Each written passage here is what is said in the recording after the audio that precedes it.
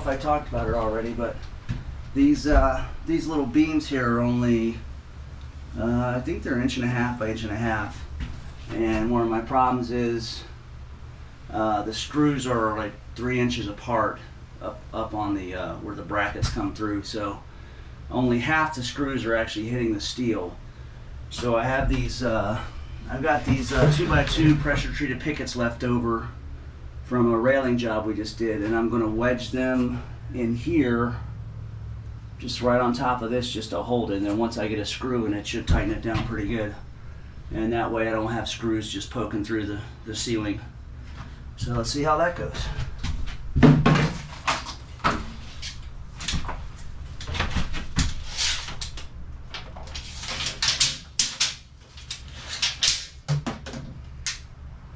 So I'm just going to cut it a little bit longer than what it, how far this wood is apart. I think I could just wedge it in there a little bit. But there's also a bunch of other screws and stuff poking through, so I can't like push it all the way against the back wall. And right here, there's another beam, so I barely am going to be able to get it jammed in there. I don't know how much I guess it doesn't really matter, but they don't have, these beams are not sitting on top of the uprights, they're actually sitting next to it. Everything's welded together with this L channel. I guess it's alright, it's not that big of a deal.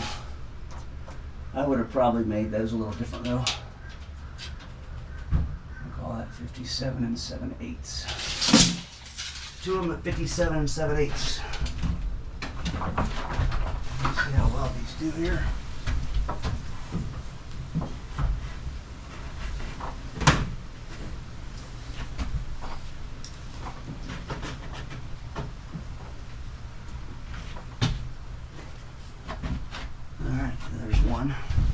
Second piece going in.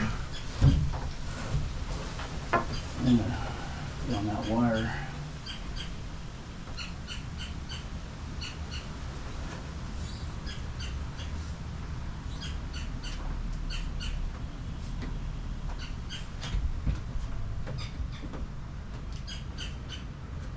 Alright, everything's lined up nicely with the holes. So I'm going to go back up and put the screws back down. I don't know if you'll see it on camera. Tip it up a little bit. I don't know if you'll be able to see it tighten up. You probably will, because there's like some daylight coming through. Should be able to see them tighten up as I go. I'll do the back one first.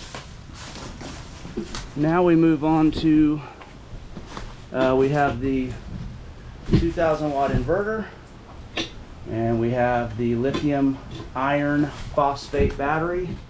And everything on here is from Renogy. I did not, that's the battery there. I didn't necessarily intend to do that, although I do like Renogy as a company. I think they're a great company. I think they have great products.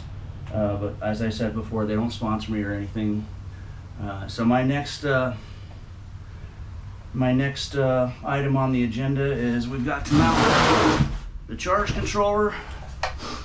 We're going to mount this. That's got some really nice screw holes for mounting purposes, and it's really simple to plug everything in. I've even got a little USB port right there, 5 volt, 2.4 amps, which is actually pretty good. That'll charge a phone really fast, but I don't know that I'll ever use that. Mainly I just want this to charge my batteries for my cordless tools. So I'm going to decide where to mount everything. I don't really want the battery on the floor, just because I don't want any of this stuff taking up floor space. This is a 5 by 10 trailer, which sounds pretty good size, but when I start putting tools and windows and plywood and all that kind of stuff, it definitely takes up space. I'm going to build a shelf on this side, like I have on my other one, but I'll bring it down probably about to here, so I can still have enough for a 4x8 sheet of plywood or drywall or whatever to go flat on the floor.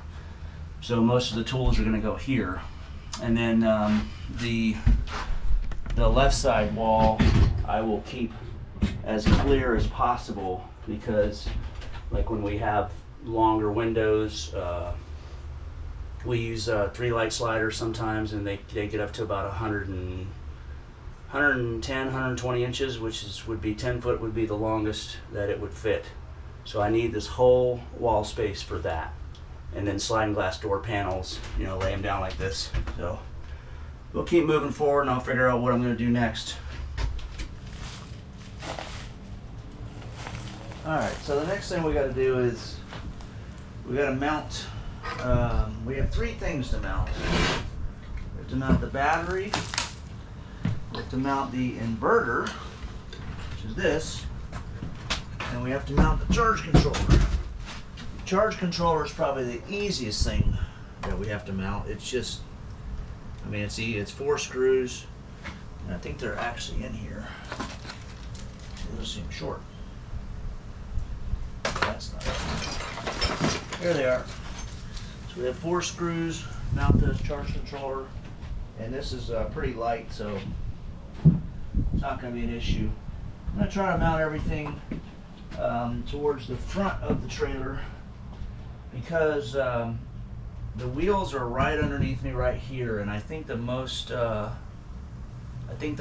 pounding and like the vibration and stuff is going to be from here back.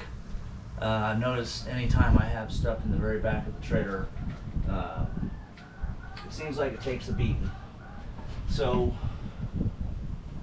I think the challenge is I want the battery to be up high, like out of the way, like I want it up here. Because floor space is obviously a premium in this trailer.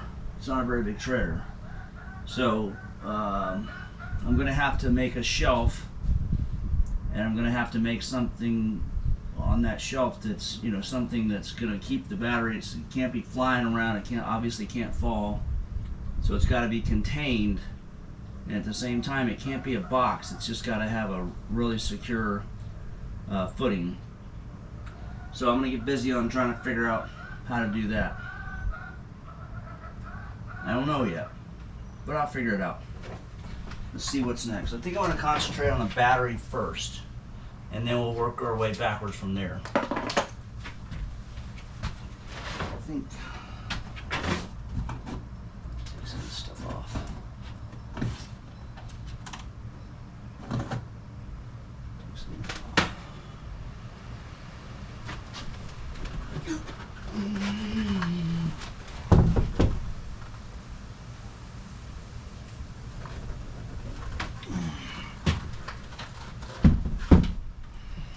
That works.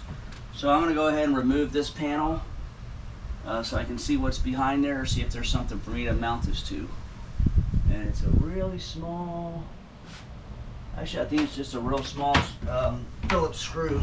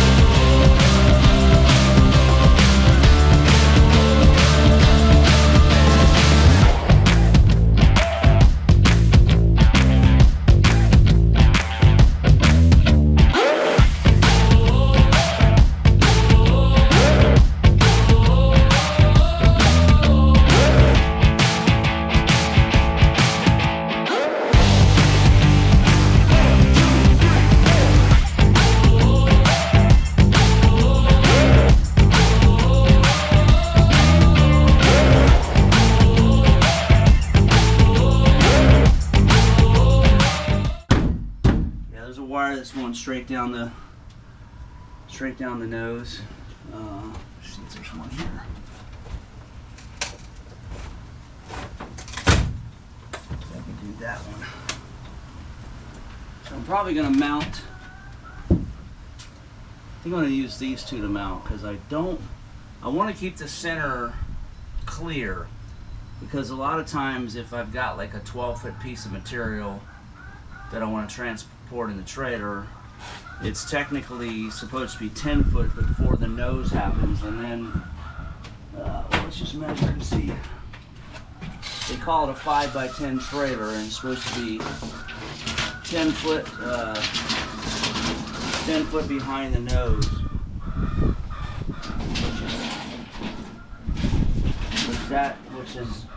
that goes all the way out to the edge, so you lose about an inch. So if you wanted to put something 12 foot in here, you can. It's got to be at this angle, so I don't want a battery mounted here, because I do transport some 12 foot stuff sometimes. So I'm going to go ahead and mount the battery here. So I'm going to make a shelf. I think I'm going to go ahead and put a piece of 1/2 inch plywood on here. This is 3/8 plywood here. So if I screw 1/2 inch plywood through this into the beams, and probably put some carpenter's glue on there, that's going to end up making it basically like a 7/8 sheet of plywood, which is pretty strong. But obviously on the battery shelf, I'm going to run screws all the way into these two beams to hold it, and we should be good.